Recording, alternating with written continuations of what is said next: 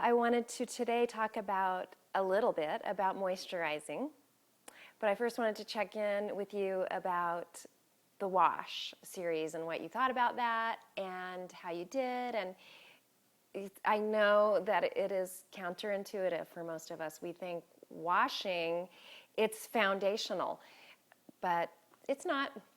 It's not as important as we think. It's more important to just love on the skin and not strip on it.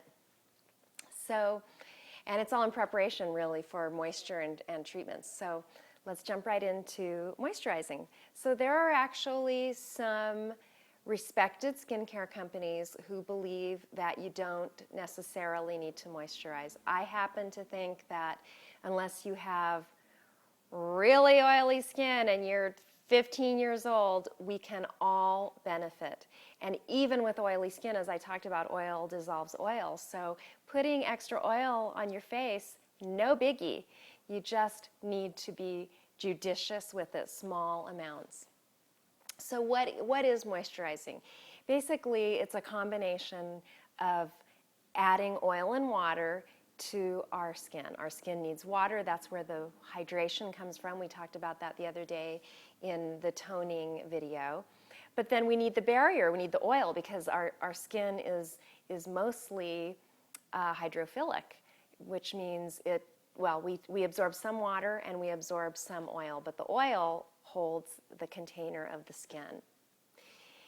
Oil and water, this is the mantra of moisturizing, and it's actually an internal and external affair. So we constantly are thinking, what can I put on my skin? What can I put on my skin to make it better, right? And that's lovely and true. And the skin is an organ that is connected to the inside and the outside. So in the same way that we want to put oil and water on the skin, we want it to come through the skin. And some people have told me, and I am a proponent of this, that if you are severely dehydrated, or if you don't take in enough fatty oils in your diet, your skin will noticeably change.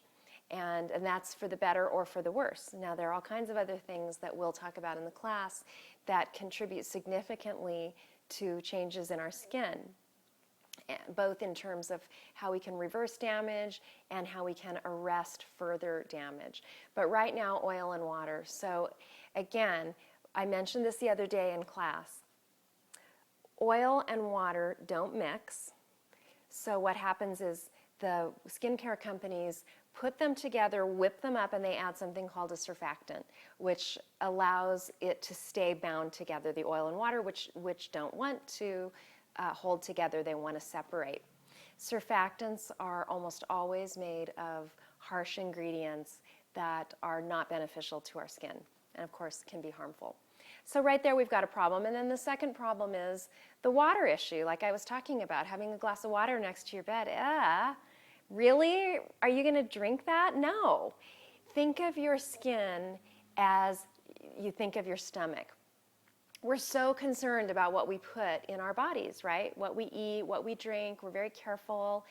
Or when we're not careful, at least we're aware. But then when it comes to our skin, we don't realize, oh my gosh, what I'm putting on my skin is being absorbed in the same way as if it's going through my stomach. The only difference is that it's not going through our digestive tract, but it is being metabolized.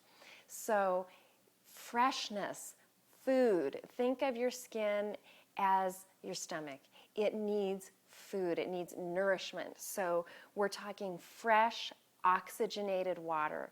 We're talking fresh, fatty oils. Now here's the mistake that people make when they go to do the oil-water regimen. First of all, if you've ever tried to make your own skincare products, it's pretty fun and pretty funny because the first couple times you're doing a little oil and water and you're putting it in your blender and you realize you've got this like soft, lumpy mess. And then as you learn more and experiment, you realize that you need about 80% water and about 20% oil. So does this go a little ways to explaining to you why most moisturizers are a ripoff? At least why I believe that.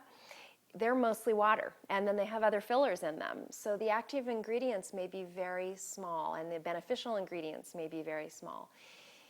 Anyway, so the oil and water combination, knowing that you need more water than oil to create a healthful balance, water on the face, tiny amount of oil. So, for example, when people are using my products, and this is true for a lot of really beautiful botanical organic products, you just need the tiniest amount. And so a couple of people have said to me, well, I love your moisturizer, but it's so rich and it leaves my skin greasy.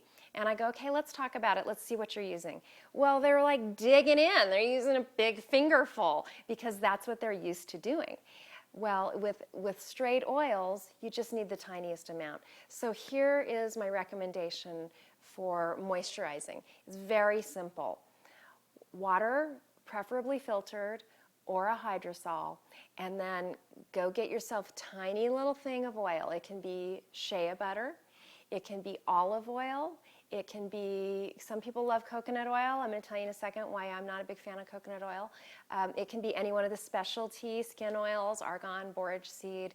I have, we'll talk about that in the class. There are just so many amazing fatty oils, and they really work on the stratum corneum and the acid mantle, whereas essential oils and other bioactive ingredients, those are absorbed into the dermis.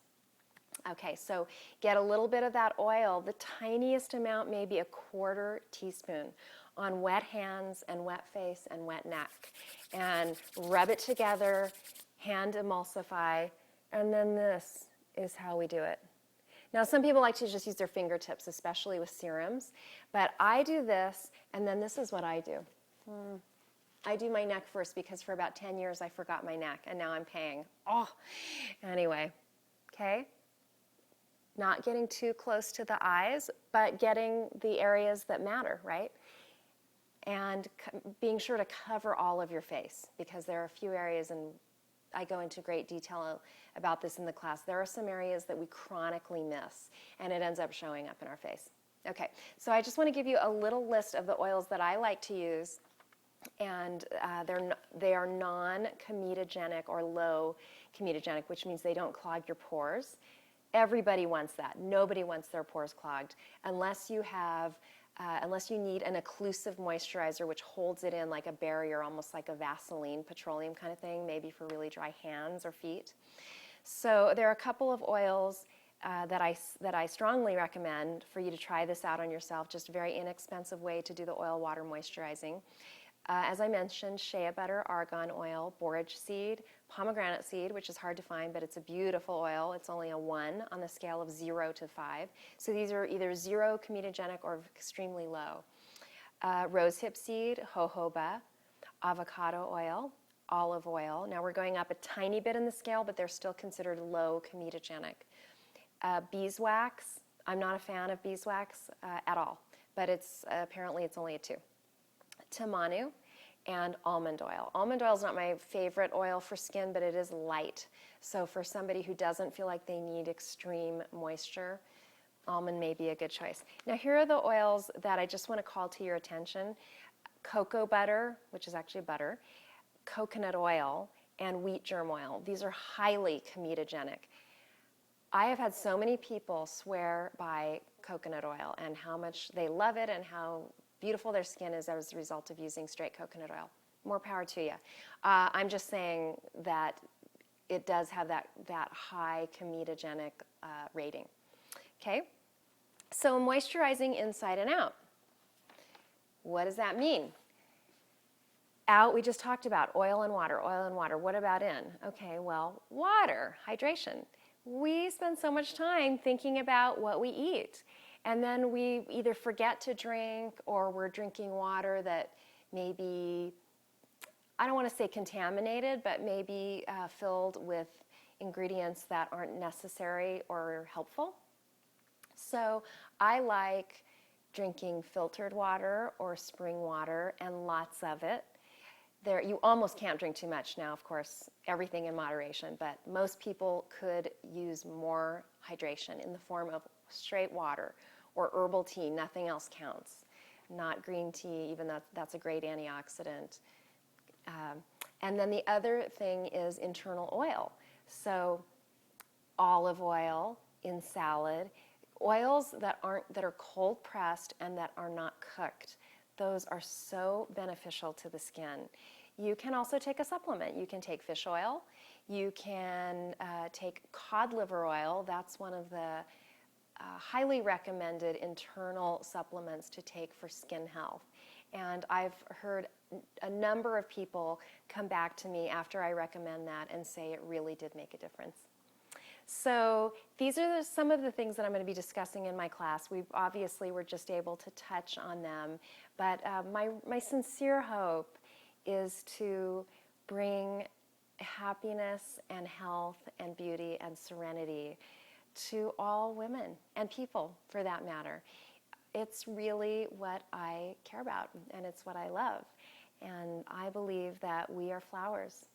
We're flowers and we're divine. And not only is there nothing wrong with showing our divinity, but it's really our birthright. And who are we to shy away from giving something beautiful to the world in the same way that a flower does? Flower doesn't go, oh, I shouldn't show how beautiful I am. That's what it's about, ladies. That's what it's about. And we just never learned how to do it. And now it's here. The information is here. It is out there. And it's really just finding it and bringing it in and showering ourselves with it. So that's my hope. And I hope you sign up. And if you don't, that's all good too. But I just want to send my blessings to all of you. And thanks for listening to me and watching my low production value videos, which are going to get better with the class. You're all really special to me. I know most of you personally, of the many, many hundreds of people who I send my emails to. And so thank you. And we will be in touch very soon. Blessings on all of you and on your heads and on your families.